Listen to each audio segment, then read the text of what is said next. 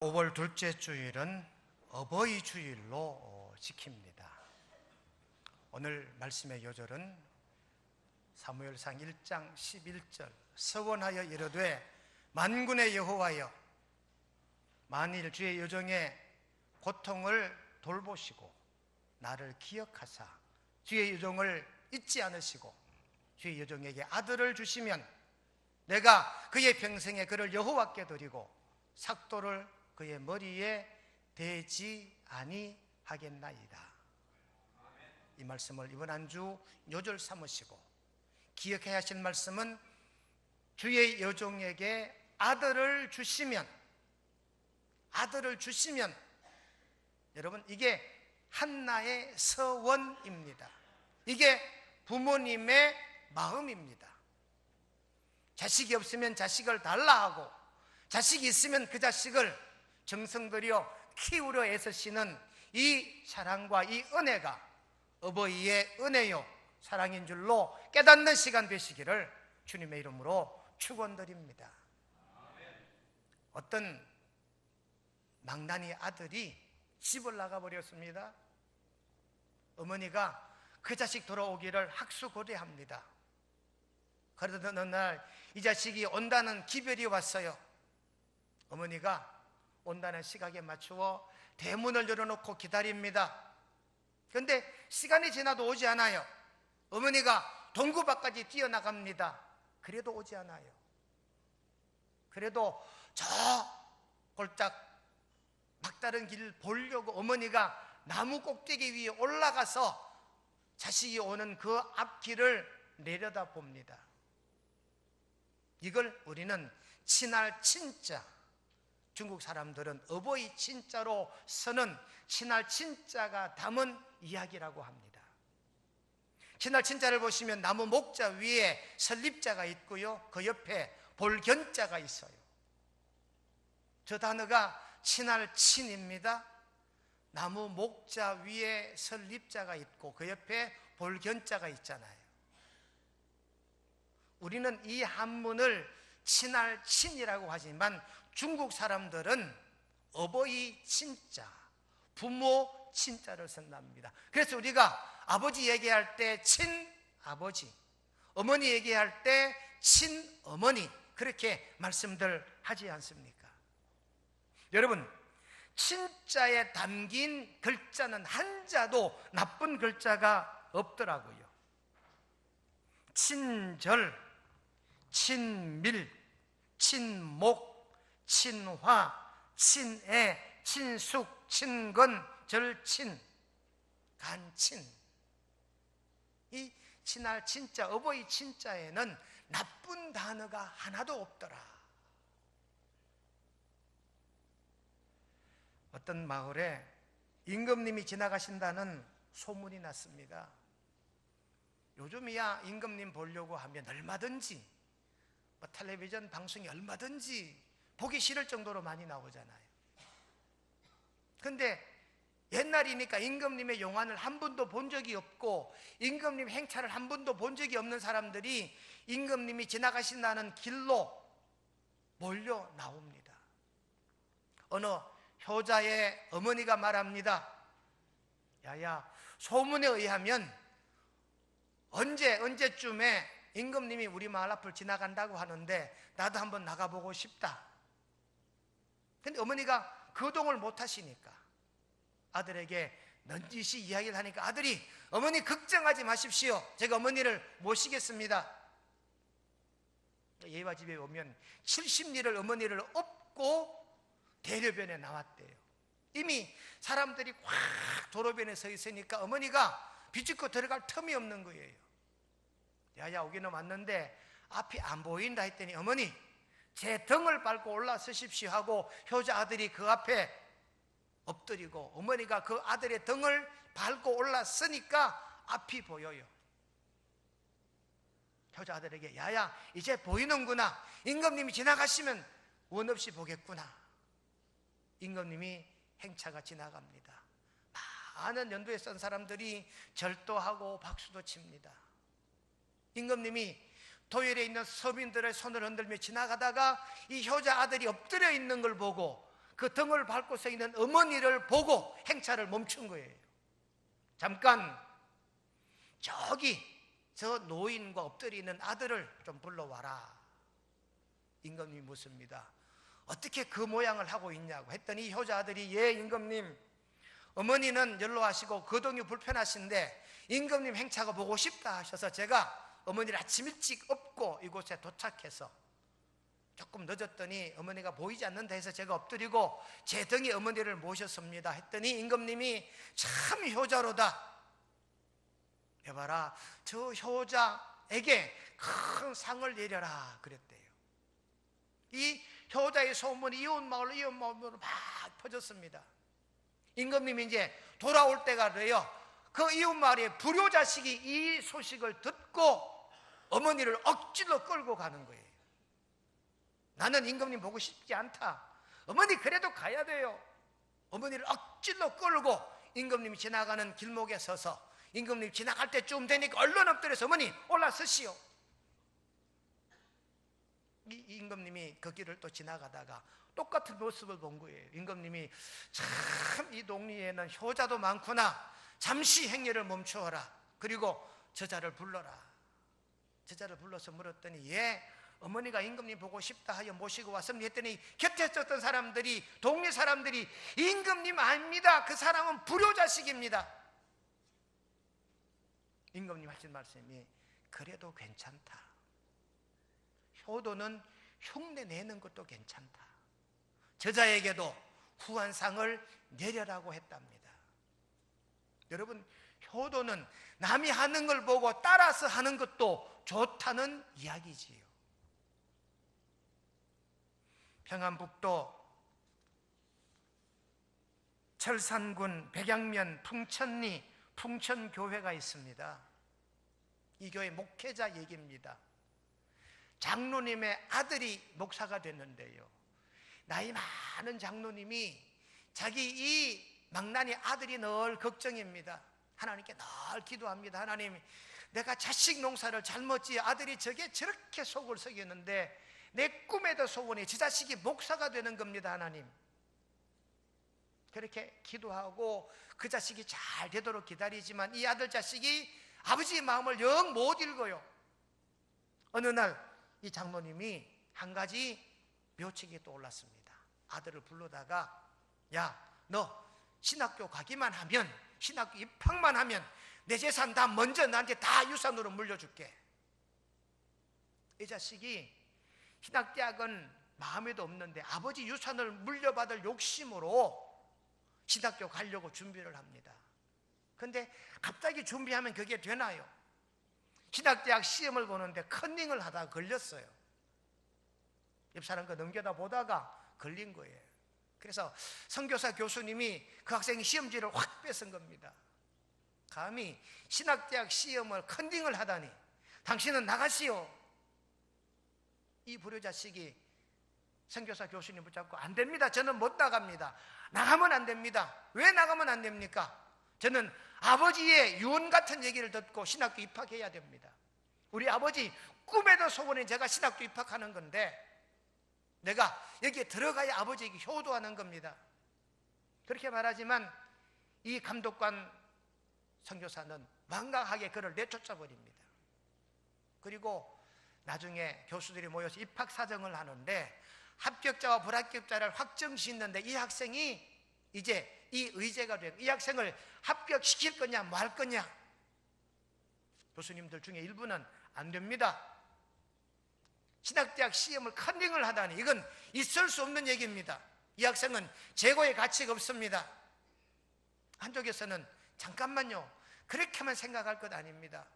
그 학생이 아버지에게 효도하려고 하다는 짓이니까 실력은 이 다음에 학교 들어와서 갖추면 되는 거 아닙니까? 그 학생의 효심이 특심이 오니 이 학생을 구제해 줍시다. 그래서 이 학생을 2년 동안 신학대학교에서 교육을 시키고 2학년 말에 다시 시험을 보게 합시다. 그래서 그 학생이 그 시험, 컨닝한 시험에 입학이 허가가 떨어지고 신학교 입학을 했습니다. 그리고 2년 동안 깨닫고 열심히 공부를 했습니다. 2학년 말 자격시험에 합격을 했어요.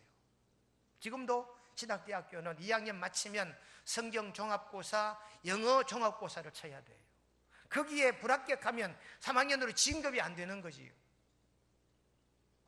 여러분, 아버지의 유언과 같은 아버지의 그 소망을 이루어 드리기 위해서 컨닝을 했노라 했던 이 사람이 나중에 목사가 되어 평안북도 철산군 백양면 풍천교회에 아주 부흥을 시킨 그런 목사가 됐다는 얘기입니다. 오늘 어버이 주일, 제가 효도에 대한 3가지 예화를 말씀을 드렸습니다. 친할 친자와 효도는 흉내라도 해라 하는 교훈과 아버지에게 효도하려고 컨닝을 하고서라도 목회자가 됐다는 얘기입니다. 여러분, 효도는 아무리 강조해도 지나치지 않다. 그러나 불효 자식은 하나님이 저주하신다. 성경 말씀 신명기 27장 18절 말씀해 보시면 부모를 경홀히 여기는 자는 저주를 받을 것이라. 잠언 30장 17절 말씀에 아비를 조롱하며 어미를 순종하기를 싫어하는 자는 올짝이 까마귀에게 눈이 쪼이고 독수리 새끼에게 그 눈이 먹히리라. 여러분, 성경은 말합니다. 효도하는 자는 복을 받을 것이고 불효하는 자는 하나님으로 저주받고 고난을 받게 된다는 이 경고의 음성을 올곧게 받아들이는 저와 여러분 되시기를 주님의 이름으로 축원드립니다. 여러분, 우리는 어버이날이라고 합니다. 미국 사람들은 머더스데이, 오늘입니다. 5월 둘째 주. 우리나라도 이승만 박사님 때는 5월 둘째 주에 어머니날로 지키다가 5월 8일로 못 박아서 어버이날로 바꾸어 부르게 되지요. 원래 이 머더스데이는 5월 둘째 주입니다. 1914년 미국의 윌슨 대통령이 웹스터 교회에 아주 자비스 부인이라고 하는 유명한 교회학교 교사가 있었습니다. 이분 때문에 윌슨 대통령이 1914년 5월 둘째 주일을 머더스데이, 어머니날로 정했다는 겁니다. 웹스터 교회에 자비스라고 하는 이 부인이 교회학교 교사입니다. 처녀 때부터 나이 많아 권사님 되고 은퇴할 때까지 교회학교 교사로 사명을 감당한 거지요. 이 자비스 부인 권사님이 이제 하나님의 나라로 가시고 많은 제자들이 이 자비스 선생님의 추모일에 모입니다. 교회학교 교사의 추도일이지요. 제자들이 모여서 살아생전에 자기를 가르쳐 주셨던 이 교회학교 선생님의 그 추모를 하는 그 날, 이 제자들이 자비스 부인의 딸을 초청을 해요. 우리는 자식들이 부모 기일을 챙기는데 이 웹스터 교회는 교회학교 제자들이 이 자비스 부인의 추모일을 지킨 거예요. 딸을 불렀는데 이 딸이 기뻐하면서 달려오며 가져온 꽃이 카네이션이었대요. 마침 어머니 추도일을 제자들이 지킨다는 소식을 듣고 이 자비스 부인의 딸이 자기 집 앞에 있는 이 화원을 지나가다가 아주 붉은색의 카네이션을 보고 카네이션을 하나름 사가지고 온 거예요. 그리고 그 카네이션을 자기 어머니 추모 예배에 바치면서 어머니에 대한 그리움을 간증했다는 얘기입니다. 그로부터 5월 둘째 주는 머더스데이, 어머니 날이 됐고 이 어머니 날마다 카네이션을 나누었다는 거예요. 그러다 이게 이제 점점 변화가 되어가지고 나이 많은 어머니 아버지 가슴에 카네이션을 달아드리게 됐다는 거지요. 원래 카네이션은 부모님의 은혜를 기억하고 자식들이 나누어 가진 것이었대요. 근데 이게 이제 시간이 지나면서 카네이션을 어머니 아버지 가슴에 달아주는 것으로 변형이 됐다는 거지요. 우리나라도 이승만 대통령 때 이 제도를 미국에서 본받고 우리나라에 그대로 적용했다는 이런 얘기입니다. 그래서 1960년대에는 어머니 날 했다가 1974년도부터 어버이날로 바꾸어 5월 8일을 그렇게 명했다고 합니다. 여러분, 성경에는 자녀들에 대한 의무가 기록되어져 있습니다. 창세기 28장 7절에 부모님께 순종하라, 출애굽기 20장 12절 말씀에 부모님을 공경하라, 잠언 15장 20절에 부모님을 기쁘게 하라, 창세기 46장 29절에 부모님을 사랑하라, 창세기 49장 9절에 부모님을 돌보아 드리라, 디모데전서 5장 4절에 부모님의 은혜는 반드시 보답하라 그랬어요.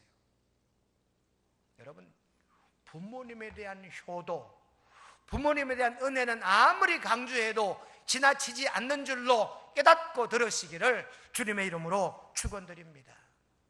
오늘 본문의 내용은 이렇습니다. 사무엘 선지자 중에 선지자입니다. 이스라엘 통일 왕국의 발판을 놓은 사람이 사무엘이에요.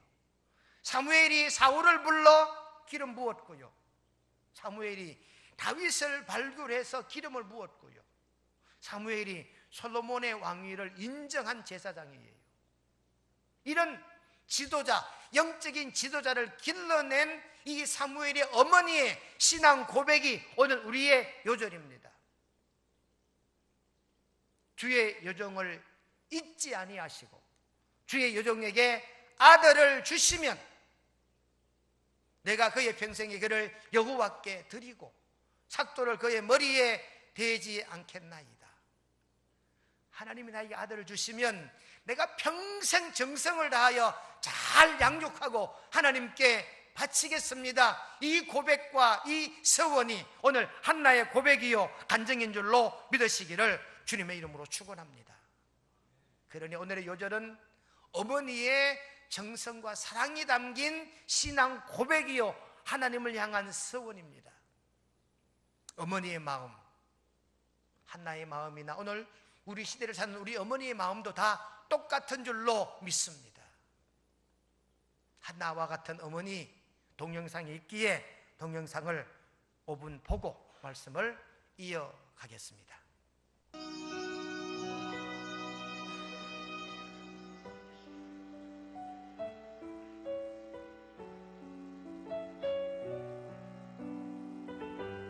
시장통 작은 분식점에서 찐빵과 만두를 만들어 파는 어머니가 있었습니다.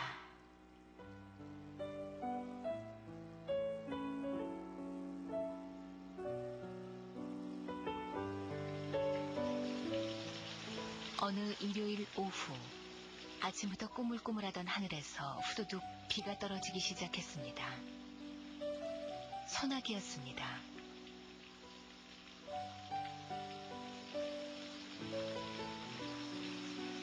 그런데 1시간이 지나도 2시간이 지나도 그치기는커녕 빗발이 점점 더 굵어지자 어머니는 서둘러 가게를 정리한 뒤 큰 길로 나와 우산 2개를 샀습니다.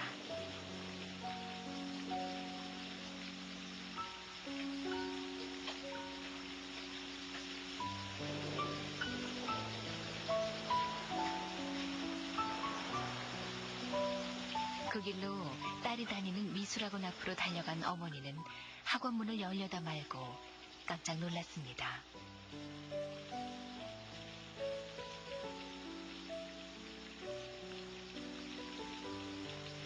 작업복에 낡은 슬리퍼, 앞치마엔 밀가루 반죽이 덕지덕지 묻어 있었기 때문입니다. 안 그래도 감수성 예민한 여고생 딸이 상처를 입을까 두려운 어머니는 건물 아래층에서 학원이 파하기를 기다리기로 했습니다. 한참을 서성대던 어머니가 문득 3층 학원 창가를 올려다봤을 때 아래쪽 어머니를 내려다보고 있던 딸과 눈이 마주쳤습니다.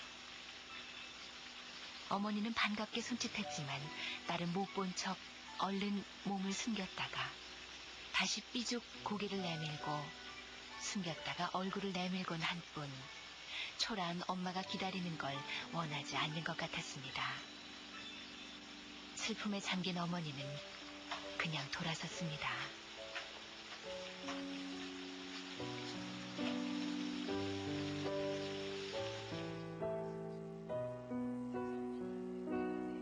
그로부터 한 달 뒤 어머니는 딸의 미술학원에서 학생들의 작품을 전시한다는 초대장을 받았습니다.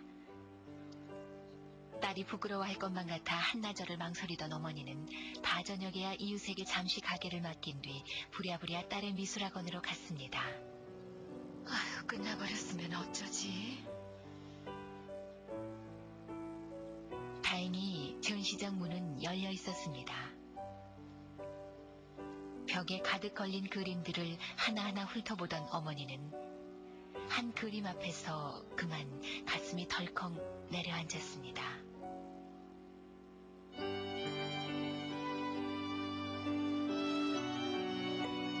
세상에서 가장 아름다운 모습. 비, 우산, 밀가루 반죽이 허옇게 묻은 앞치마. 그림 속엔 그녀가 학원 앞에서 딸을 기다리던 날의 초라한 몰골이 들어있었습니다. 딸이 창문 뒤에 숨어서 우산을 들고 서 있는 어머니의 모습을 화폭에 담고 가슴에 담았던 것입니다.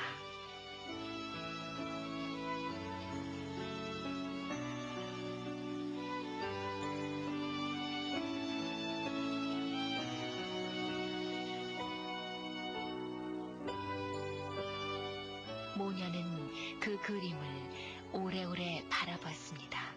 세상에서 가장 행복한 모습으로.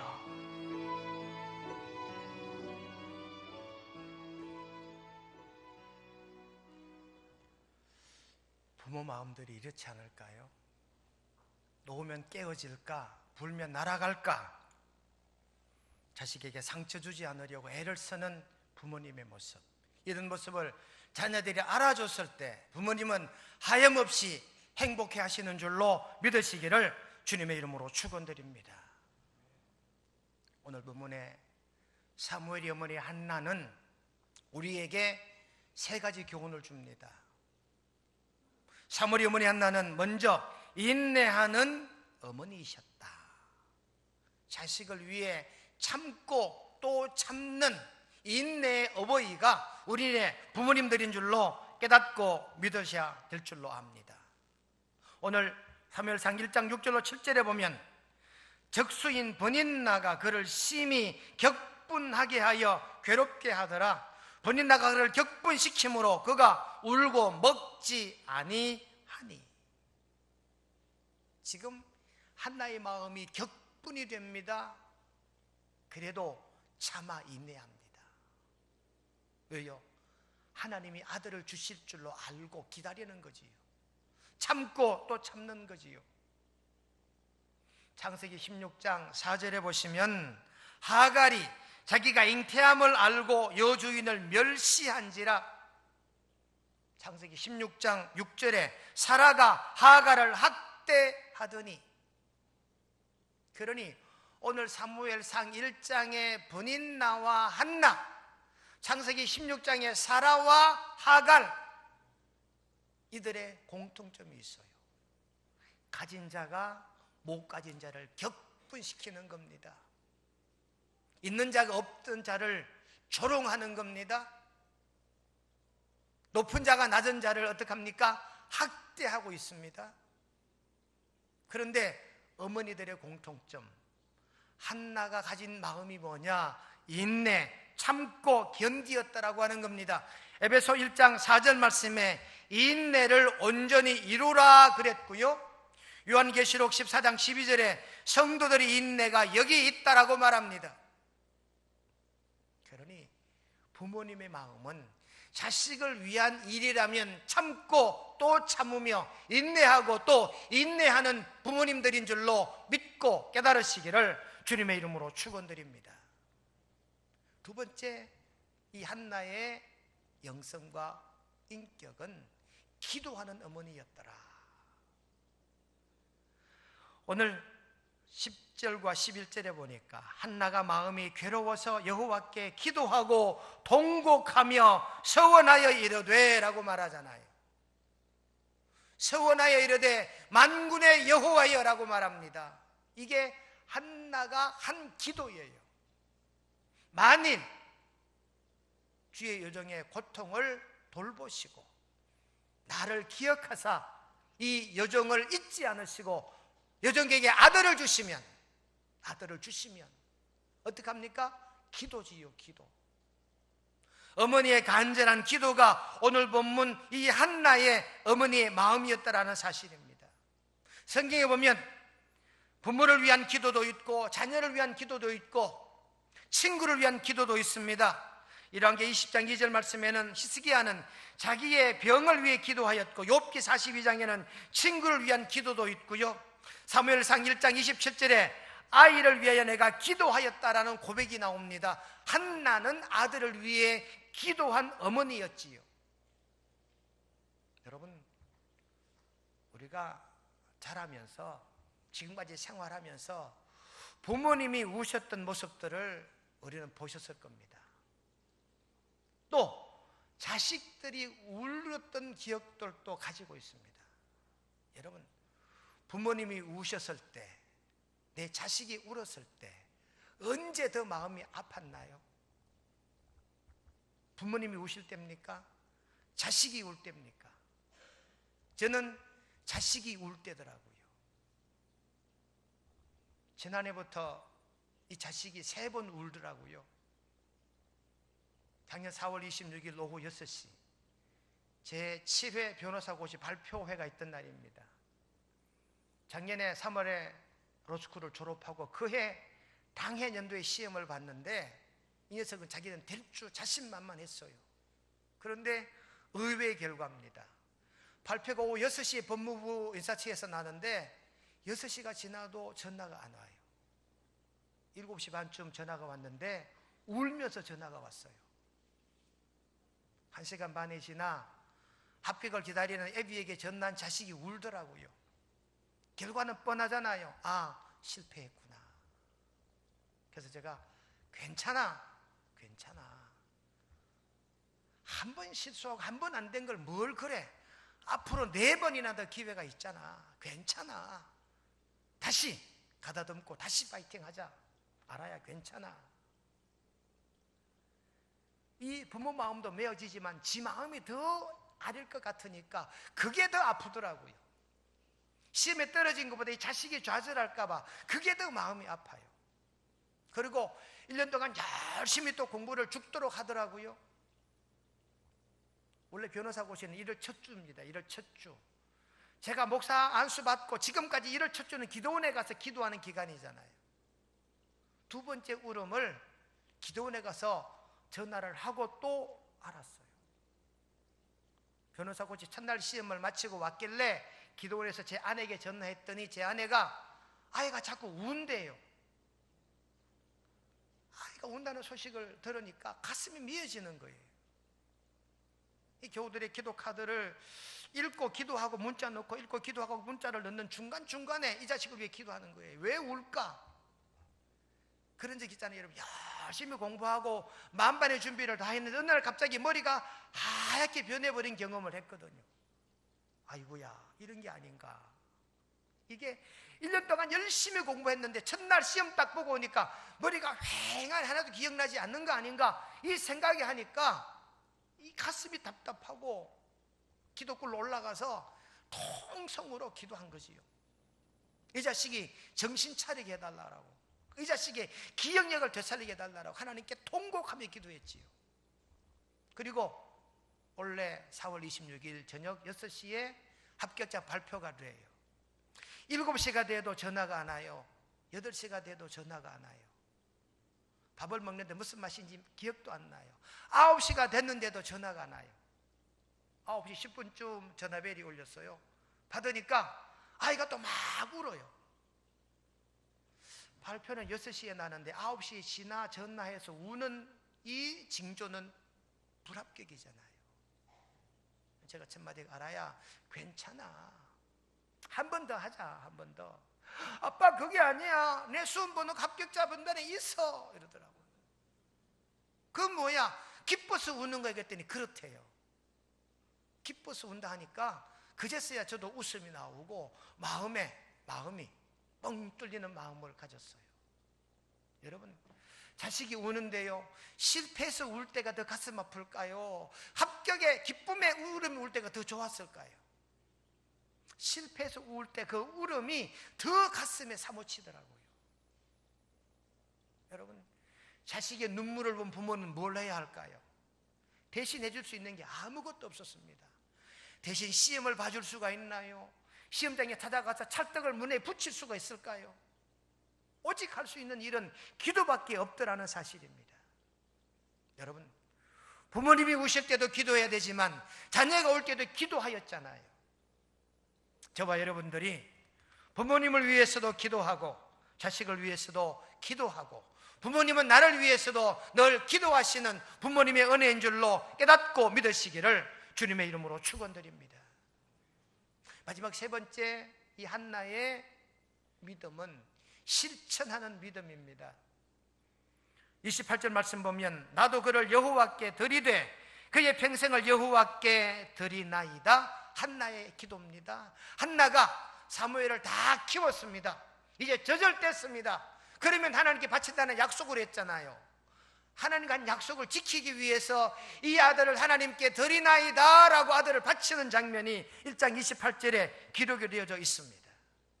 신명기 23장 23절에 보니까 내 입으로 말한 것은 그대로 실행되도록 유의하라 그랬고, 예레미야 44장 17절에 우리 입에서 낸 모든 말을 반드시 실행하라 그랬습니다. 한나는 입으로 고백한 걸 실행했습니다. 실천했습니다.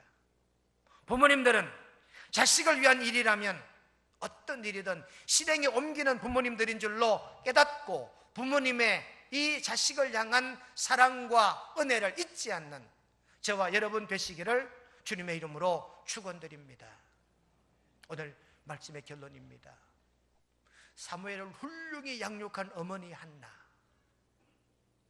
같은 어머니가 바로 저와 여러분들의 아버지 어머니이심을 믿습니다. 부모님은 자식을 위해 죽기까지 참아 인내하십니다. 자식의 장래를 위해 눈물 흘려 기도하셨습니다. 그리고 자식을 위한 일이라면 아낌없이 실행하는 부모님이신 줄로 믿고 부모님 은혜를 다시 한번 깨닫는 저와 여러분 되시기를 주님의 이름으로 축원드립니다. 걸어가신 하나님 우리 아버지, 사무엘의 어머니 한나가 하나님께 서원하여 말씀하신 것처럼 부모님의 마음은 이와 같다는 사실 기억하는 저희들 되게 하옵소서.